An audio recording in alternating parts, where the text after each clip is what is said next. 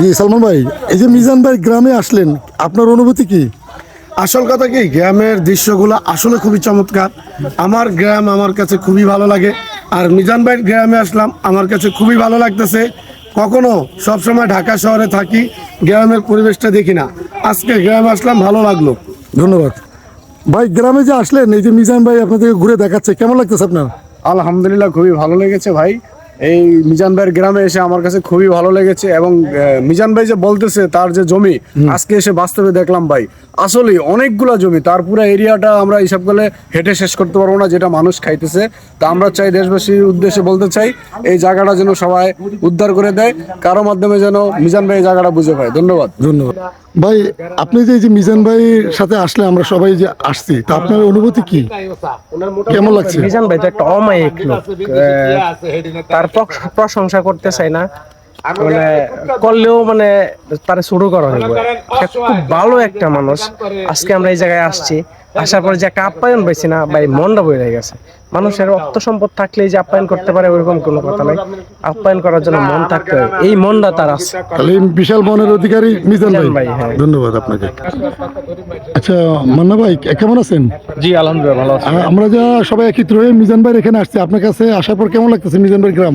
যাক আলহামদুলিল্লাহ অনেক সুন্দর, রোডের সাথে হচ্ছে বাড়ি, আর সবচেয়ে বড় কথা হচ্ছে যে ওনার আম্মা হচ্ছে দেশি মুরগির 8-10টা রান্না করে যেভাবে আমাদের খাওয়ালেন, আসলে মা তো মায়ের মতো হয়। তো আমার কাছে মনে হয়েছে যে মিজান ভাইয়ের বাসা আসলে বারে বারে আসতে ইচ্ছা করবে, ইনশাল্লাহ আমরা আসবো। সত্যি কথা বলতে কি, মিজান ভাই জায়গাটা ফেরত পেলে না আমরা আর বেশি বেশি আসতে পারবো। সবাই দোয়া করবেন মিজান ভাইয়ের জন্য। অবশ্যই অবশ্যই অবশ্যই, ধন্যবাদ আপনাকে। জি ভাই, আসসালামু আলাইকুম। ওয়ালাইকুম আসসালাম। কেমন লাগতেছে মিজান ভাইয়ের গ্রামে এসে? এই তো আলহামদুলিল্লাহ ভালো লাগতেছে।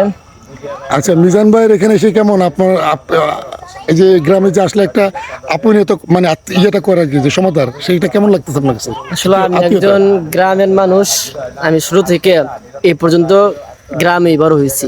তো গ্রামের পরিবেশটা আমার অত্যন্ত ভালো লাগে।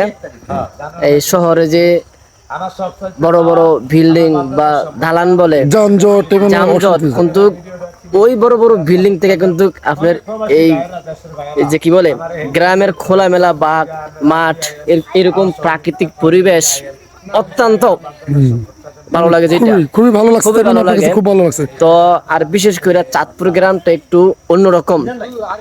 আপনারা হয়তো বা দেখছেন ঘুরে ঘুরে, এটা একদম মানে কি বলবো, এখানে নারকেল গাছ, সুপারি গাছ, পান গাছ, এই যে এখানে দেখতে পাচ্ছেন ধান, মানে প্রকৃত গ্রাম যেটাকে বলে, এই সেই প্রকৃত গ্রাম। তো আমার কাছে অত্যন্ত ভালো লাগতেছে মিজান ভাইয়ের মানে বাড়িতে গ্রামের আসলাম। পরিবেশটা আপনার কাছে মূলত অনেক ভালো লাগছে, অনেক শহরের ভালো লাগে। পরিবেশের থেকে গ্রামের পরিবেশটা আপনার কাছে অত্যন্ত ভালো লাগছে। অত্যন্ত ভালো লাগছে। ধন্যবাদ আপনাকে। এই যে আমরা পেয়ে গেছি আমাদের সেই মান্নানকে। মান্নান, এই যে মিজান ভাই এখানে আসলে তোমার কেমন লাগতেছে? কেমন লাগছে? খুব ভালো লাগছে। এক, মিজান ভাইয়ের আম্মা মানে ওনার 65 বছর মতো হয়ে গেছে গা, এই বয়সে আমাকে ইউটিউবে লাগিয়ে খাবার রান্না করে খাওয়াইছে, এটা হচ্ছে সবচেয়ে বড় বিষয়।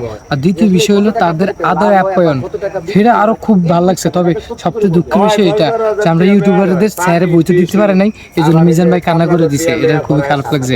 দোয়া করি মিজান ভাই যেন জায়গাটা পায় 1,20,00,000 টাকা। সবাই আজ আমরা দোয়া করি জানো।